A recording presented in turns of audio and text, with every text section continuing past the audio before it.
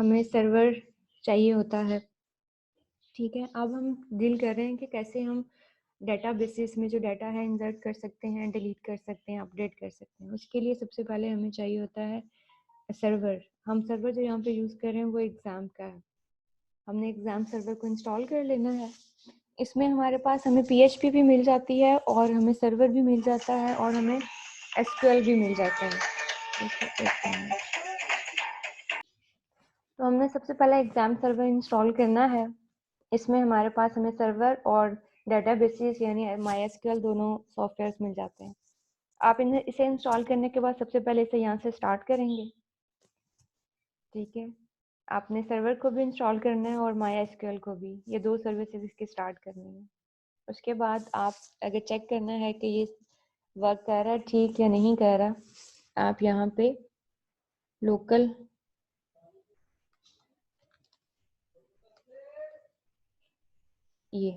Local host dashboard लिखेंगे /dashboard, तो आपके पास ये वाला व्यू आना चाहिए। अगर आपके पास ये व्यू आता है इट्स मीन कि ये सक्सेसफुली इंस्टॉल हो गया आपका। अगर ये नहीं आता तो कोई एरर आ रहा होगा, वो एरर फिर आपने यहाँ से कॉपी करके चेक कर लें कि गूगल से कोई एरर क्या। उसके बाद डेटाबेसेस को चेक करने के लिए आपने यहाँ पे PHP माई एडमिन में जाना है। ये सारी आपकी यहाँ पे जो है ना वो ये आपका पैनल है डेटाबेसेस का। यहाँ से आप न्यू पे क्लिक करके नई डेटाबेस क्रिएट कर सकते हैं। डेटाबेस का नाम ये क्रिएट करें। ठीक है, डेटाबेस आपकी क्रिएट हो जाएगी। उसके अंदर आप बताएं कि फॉर एग्जांपल हम यहाँ पे डेटाबेस क्रिएट करते हैं PER से। ठीक है, यहाँ पे करेक्टर सेट बताना उसका, उसको सभी या नाम भी बताएं। हम UTF-32 पे मोस्टली काम करते हैं। इस नाम से ऑलरेडी डेटाबेस एग्जिस्ट कर रही है। ये उसके अंदर फिर आपने बताना होता है कि टेबल का नाम क्या रखना है। फॉर एग्जांपल पर्सनल टेबल का नाम, उसके अंदर कॉलम्स 4 रखने हैं। तो इस तरह से आप फिर यहाँ पे वो जो 4 कॉलम्स आपने रखे हुए ना, उनके आप क्या क्या रखना चाहते हैं, title, name, roll number, gender, ये आपने डेटाबेस सब्जेक्ट में पढ़ा होगा जब आपने डेटाबेस सब्जेक्ट पढ़ी हो तो उसमें।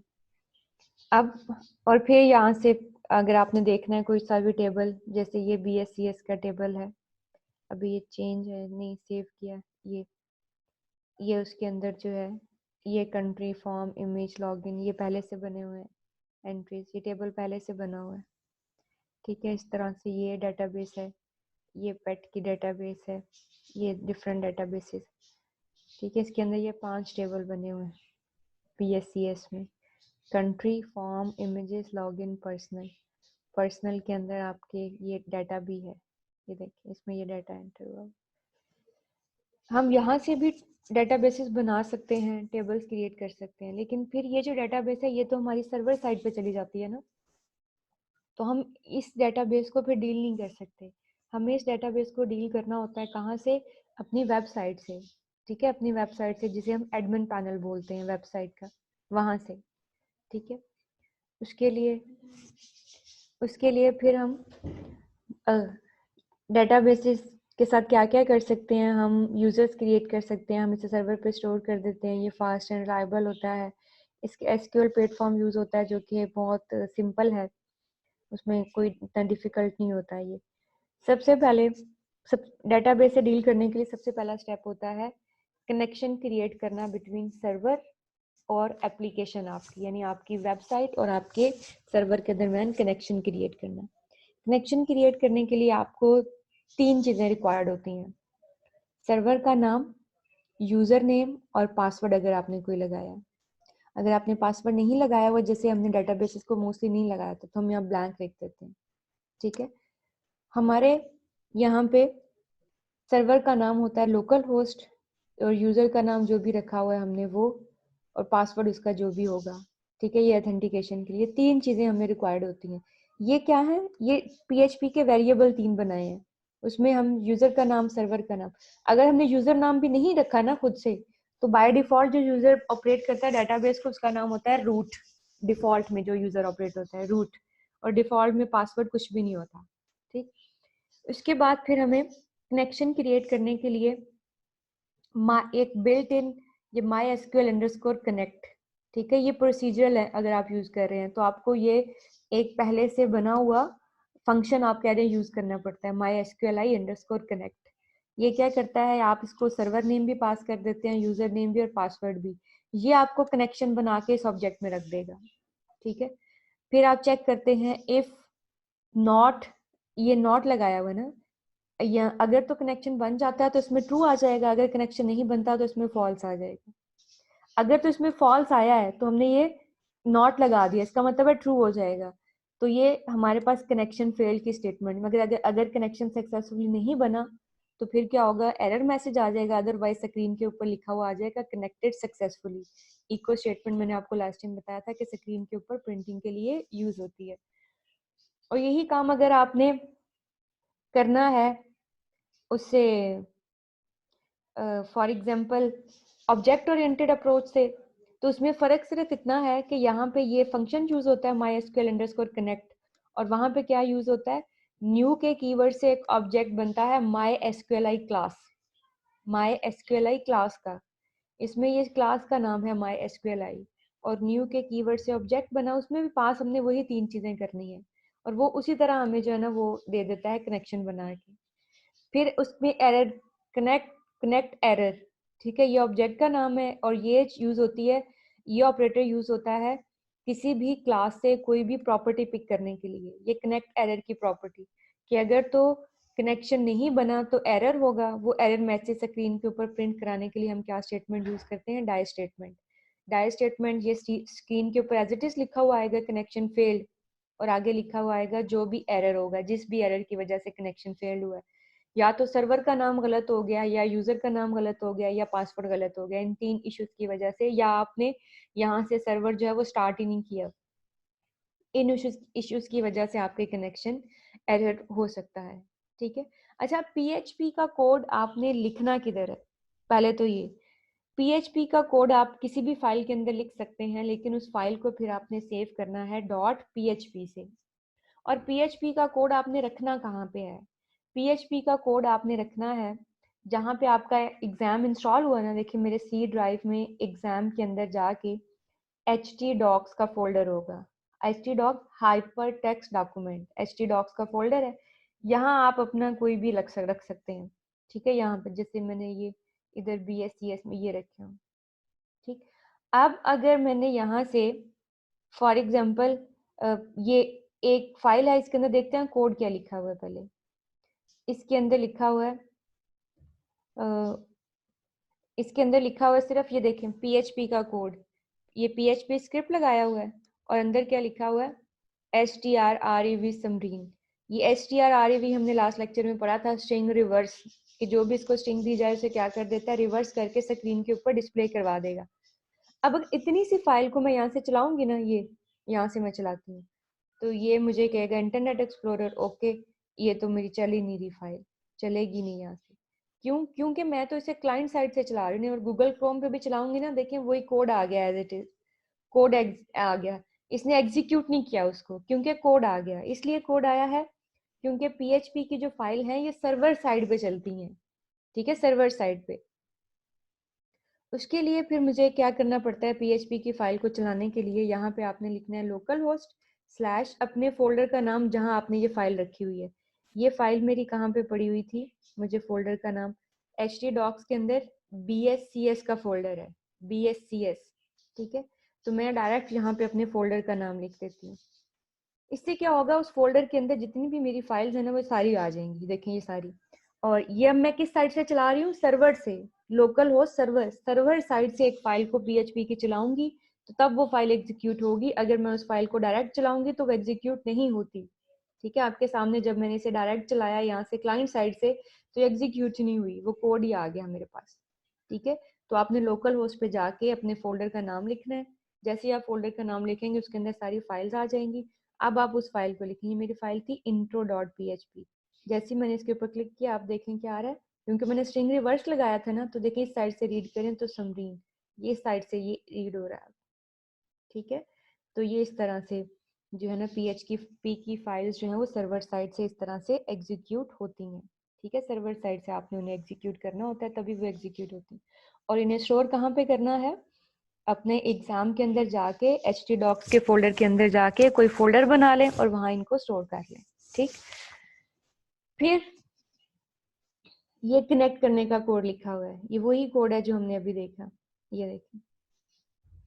अब इसमें क्या, आप PHP का वही टैग स्क्रिप्ट लगा हुआ है, सर्वर नेम के अंदर लोकल होस्ट, यूजर नेम मैंने कोई नहीं रखा तो बाय डिफॉल्ट रूट, पासवर्ड ये। ठीक है, अगर तो आप डायरेक्ट जो है वो कनेक्ट होना चाहते हैं, अब टेस्ट ये मुझे डायरेक्ट सर्वर से कनेक्ट कर देगा। ठीक है, ये जो है ना, ये भी जो है वो उससे हुआ है, क्या नाम है, ये कमेंट्स में है, ये मैं बाद में समझाती हूँ कि ये क्या चीज़ है। अब हम सर्वर्स के साथ कनेक्ट हो जाएंगे। न्यू MySQLi सर्वर नेम, ये MySQLi क्लास का ऑब्जेक्ट बनाया, इसको ये तीनों चीजें पास कर दें कि हमें कनेक्शन बना के दे दो, ये हमें कनेक्शन बना के इसके अंदर रखवा देगा। अगर तो कनेक्शन नहीं बना, एरर है, तो यहाँ पे कनेक्शन एरर हो जाएगा। अगर एरर नहीं है तो क्या होगा, यहाँ पे फिर हम एक डेटाबेस क्रिएट कर रहे हैं। ठीक है, क्रिएट डेटा।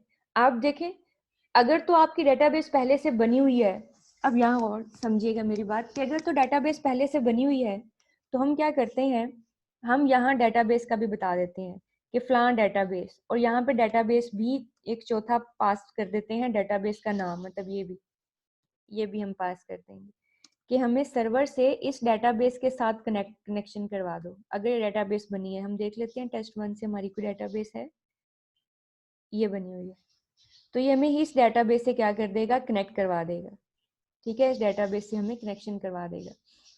और अगर हम, आपने डेटाबेस नहीं बनाई, आप चाहते हैं कि आप डेटाबेस कोड के थ्रू बनाएं, तो फिर आप क्या करेंगे, फिर आप यहाँ पे ये नहीं पास करेंगे, क्योंकि आपने जस्ट सर्वर से कनेक्ट होना है और डेटाबेस आप खुद बनाने वाले हैं। तो फिर आप यहाँ पे ये भी पास नहीं करेंगे, सिर्फ 3 चीजें कि मुझे सर्वर से कनेक्शन कर दो, डेटाबेस मैंने खुद बनानी है।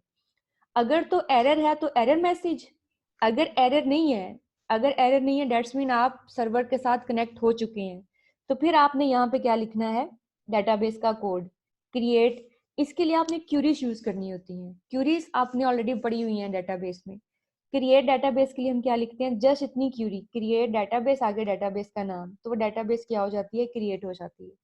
ठीक है, अभी हमने तो जहाँ पे क्यूरी लिखी है और इसको एक वेरिएबल के अंदर स्टोर करा लिया है। फिर इफ कौन, ये ऑपरेटर है हमारे पास, और हमने यहाँ पे फंक्शन उठाया है क्यूरी का। ठीक है, इसने क्या किया था, सर्वर से कनेक्शन बना के दिया था।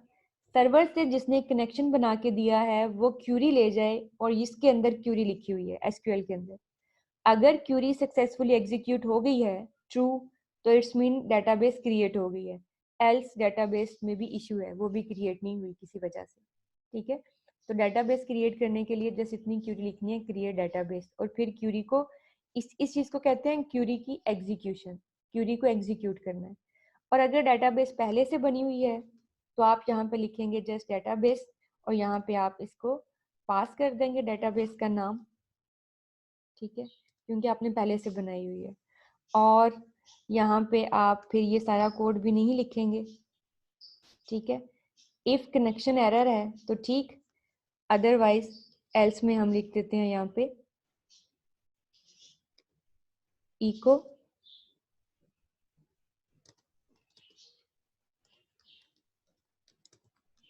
दो दिन तो बड़ा जूम ने जो है ना वो टाइम दिया था, कोई टाइम लिमिट नहीं लगाई थी, आज फिर लगा दिए। कनेक्टेड सक्सेसफुली, ठीक है, अगर तो एरर है तो ठीक, एल्स कनेक्टेड सक्सेसफुली लिखा हुआ आएगा। अब अगर हम इसको रन करें, इसी फाइल को कहाँ से रन करेंगे, सर्वर साइड से। ठीक है, ये हमारी फाइल्स पड़ी हुई यहाँ पे, इसको मैं यहाँ पे सेव कर दिया मैंने, और मैं यहाँ पे फाइल का नाम क्या था, connect.php। अब क्या लिखा हुआ है, कनेक्टेड सक्सेसफुली। ठीक है, ये मेरी कनेक्ट हो जाती है। तो सबसे पहले आपने क्या करना है, कनेक्शन बनाना है। अगर मैं यहाँ पे कुछ भी मसला हो जाए तो फिर क्या होगा, जैसे मैंने लोकल होस्ट का टी हटा देती हूँ, तो इसका मतलब है सर्वर नाम उससे मैच नहीं ना करेगा, तो फिर वो एरर दे देगा हमें। अब मैंने टी हटा के इसको सेव कर दिया, अब मैं दोबारा इस पे जाऊंगी, connect.php। अब देखें एरर मैसेज आ गया। ठीक है, ये एरर मैसेज है कि उसको जो है ना वो no no such host is known, मतलब जो आपने नाम लिखा है ऐसा तो कोई सर्वर मिल ही नहीं रहा हमें, ऐसा तो कोई होस्ट मिल ही नहीं रहा, तो इसलिए वो नहीं चली। ठीक है, तो इस तरह से आप सबसे पहले सर्वर से कनेक्ट होंगे अगर आपकी डेटाबेस बनी हुई है, और अगर आपकी डेटाबेस नहीं बनी हुई तो फिर आप सर्वर से कनेक्ट होकर डेटाबेस क्रिएट भी कर लेंगे। अगर डेटाबेस बनी हुई है तो फिर आप डायरेक्ट जो है वो सर्वर से कनेक्ट हो जाएंगे और साथ ही डेटाबेस से भी, मतलब 4 पैरामीटर्स पास कर लेंगे। ठीक है, उसके बाद जब आप कनेक्शन क्रिएट कर लेते हैं, ठीक है, सर्वर से यार ये डेटाबेस क्रिएट कर लिया आपने, उसके बाद पहला स्टेप होता है आपका कि आप जो है वो क्या करें, आप ये टेबल क्रिएट करना। ठीक है, टेबल क्रिएट करने के लिए भी आपने सबसे पहले कनेक्शन क्रिएट करना डाटा सर्वर के साथ और डेटाबेस के साथ भी, क्योंकि डेटाबेस से कनेक्शन होगा तो उस डेटाबेस के अंदर फिर टेबल क्रिएट होगा ना, उस डेटाबेस के अंदर। फिर आपने क्या करना है, बस जहां पे ये है ना, यहाँ पे क्रिएट डेटाबेस की जगह अपनी क्यूरी चेंज कर लेनी है। क्यूरी एग्जीक्यूट ऐसे ही होगी, क्यूरी चेंज हो जाएगी आपकी। क्यूरी क्या बनेगी अब, क्रिएट टेबल की, आगे टेबल का नाम लिखें, फिर आपने बतानी होती है टेबल की फील्ड्स। पहला कॉलम आईडी का बने, इंटीजर टाइप का हो, ठीक है, लेंथ 6 होनी चाहिए, अनसाइंड ऑटो इंक्रीमेंट होना चाहिए, प्राइमरी की बना दो इसको। ठीक है, ये आपने डेटाबेसेस में पढ़ी होंगी टेबल क्रिएट करने की क्यूरी। दूसरा कॉलम फर्स्ट नेम का, वेरिएबल करेक्टर उसकी टाइप है, लेंथ 30 है और उसमें नल नहीं होना चाहिए। तीसरा लास्ट नेम का, उसकी ये जो है रिस्ट्रिक्शन है। चौथा ये क्यूरी, इस तरह से आप लिख सकते हैं टेबल क्रिएट करने की, और उसको भी ऐसे ही एग्जीक्यूट करना है। ठीक है, ये इसने कनेक्शन बना के दिया है, फिर ये ऑपरेटर है, और क्यूरी। क्यूरी क्या है, ये आपका फंक्शन है, आप समझ लें ये फंक्शन है, इसको हम क्यूरी पास कर देते हैं, ये हमें एग्जीक्यूट ट्रू या फॉल्स रिटर्न करेगा। अगर तो क्यूरी एग्जीक्यूट होगी तो ट्रू, अगर क्यूरी एग्जीक्यूट नहीं हुई तो फॉल्स। अगर तो इसने ट्रू रिटर्न किया तो हम स्क्रीन पर डिस्प्ले करवा देंगे yes table created successfully, otherwise हम कह देंगे एरर। ठीक है, टेबल क्रिएट करने में कोई एरर। ठीक, तो डेटाबेस भी क्रिएट करना, टेबल क्रिएट करना। फिर डेटाबेस में वैल्यू इंसर्ट कैसे होती है, इंसर्ट करने के लिए भी कुछ भी फर्क नहीं है, सिवाय इतना कि क्यूरी बदल जाती है, क्यूरी। ठीक है, क्यूरी आपकी हर दफा चेंज हो जाती है, बाकी आपका सारा कोड वही है। ठीक है, आप देखें यहाँ पे सबसे पहले क्या, वही 4 चीजें, सर्वर का नाम, यूजर का नाम, पासवर्ड, डेटाबेस का नाम, वही इसने कनेक्शन बना दिया। अगर कनेक्शन नहीं बना तो वही है, इतना कोड वही है। नीचे देखें एसक्यूएल के अंदर अब क्यूरी बदल गई है। ठीक है, क्या लिखा है, इंसर्ट इनटू टेबल का नाम, आगे column, first name, last name, email, value, और ये वो कॉलम्स के नाम आ गए। ठीक है, अंदर क्यूरी चेंज होगी। ठीक, और क्यूरी फिर ऐसे ही एग्जीक्यूट होनी है, क्यूरी एग्जीक्यूट होने का भी वही तरीका है। तो बार बार क्या चेंज हो रहा है, सिर्फ क्यूरी। इस तरह आपने डिलीट करना हो तो अंदर डिलीट की क्यूरी आ जाएगी, आपने अपडेट करना हो तो अंदर अपडेट की क्यूरी आ जाएगी। हर दफा क्यूरी चेंज होती रहेगी, बाकी सारा कोड क्या रहेगा, वही रहेगा। ठीक है, लेकिन ये चीजें हम कहाँ लिख रहे हैं, ये चीजें हम लिख रहे हैं कोड के अंदर ही। ठीक है, ये जो हमने वैल्यू इंसर्ट की है ये हम कोड के अंदर ही लिख रहे हैं। ठीक है, लेकिन हर दफा वैल्यूज कोड के अंदर तो नहीं ना इंसर्ट होती, वैल्यूज जो हैं वो यूजर से लेके फिर इंसर्ट होती हैं। ठीक है, वो मैं आपको सिखा देती हूँ कि वैल्यू यूजर से लेके कैसे इंसर्ट होती हैं। वो ये देखिए, ये मैं चेक कर लेते हैं कि इंसर्ट का कोड इसमें से कौन सा चल रहा है।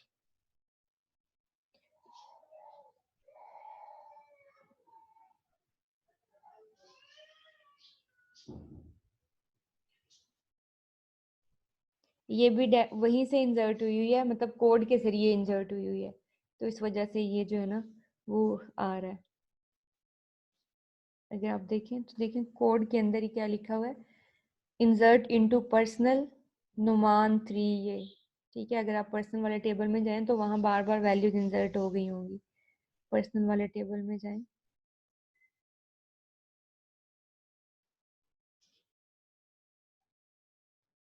डेटाबेस का नाम पहले देखें क्या है, BSCS, उसके अंदर पर्सनल का टेबल है। डेटाबेस का नाम BSCS, उसके अंदर पर्सनल का टेबल है। तो ये देखें ये वैल्यूज बार बार इंसर्ट हो रही हैं, जैसे जैसे कोड चल रहा है ये वैल्यू इंसर्ट हो जाती है, ये 3 दफ़ा इंसर्ट हो चुकी है। लेकिन इसमें प्रॉब्लम क्या, हमें हर दफ़ा वैल्यू यहाँ लिखनी पड़ती है। जैसे मैं नाम बदल देती हूँ, यहाँ पे मैं लिख देती हूँ अलीज़ा। अब देखें हम जब इस कोड को चलाएंगे तो नई वैल्यू जो नाम होगा वो अलीज़ा वाला होगा। ठीक है, इस कोड को सेव करें और जैसे ही मैं इस कोड को रन करूँगी ये रिकॉर्ड इंसर्टेड। अब इधर नहीं ना आया, रिफ्रेश करेंगे क्योंकि ये रियल टाइम डेटाबेस नहीं है। ये देखिए नीचे अलीज़ा वाला नाम है। तो बार बार कोड के अंदर जाके चेंज करना पड़ता है, जबकि कोड में तो नहीं ना हम लिखते वैल्यूज़।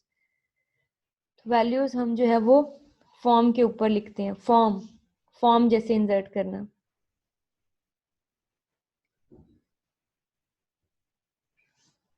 ये फॉर्म, ठीक है।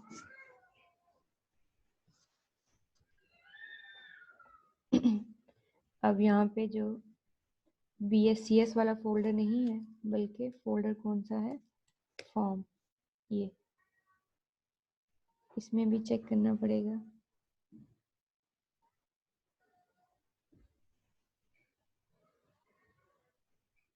ये कोड असल में लास्ट टाइम किए हुए हैं।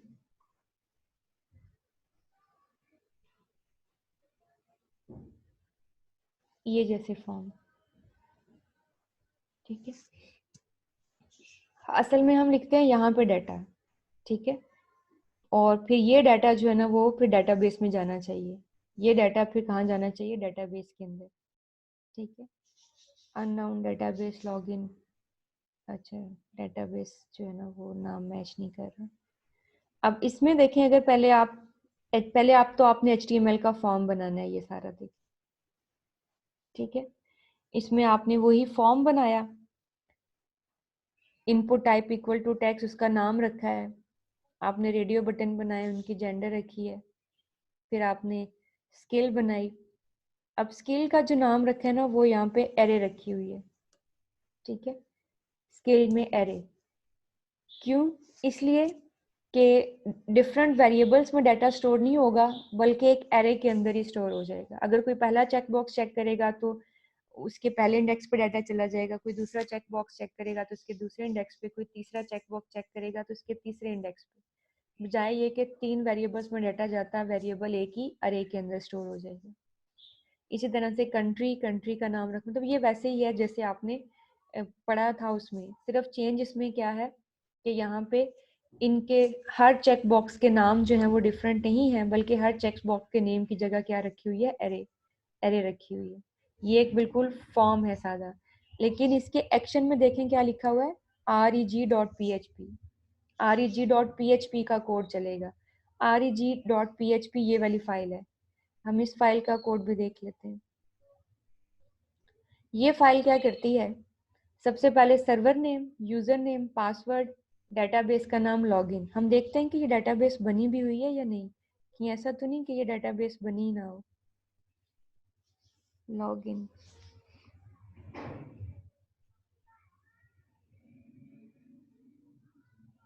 लॉगिन टेबल का नाम है, और ये डेटाबेस तो हमारे पास है ही नहीं, ठीक है। इसीलिए वो वहाँ पे जब हम इसे चला रहे थे तो ये एरर मैसेज आ रहा था, अननाउन डेटाबेस लॉगिन, कि ये डेटाबेस तो आपके पास है ही नहीं।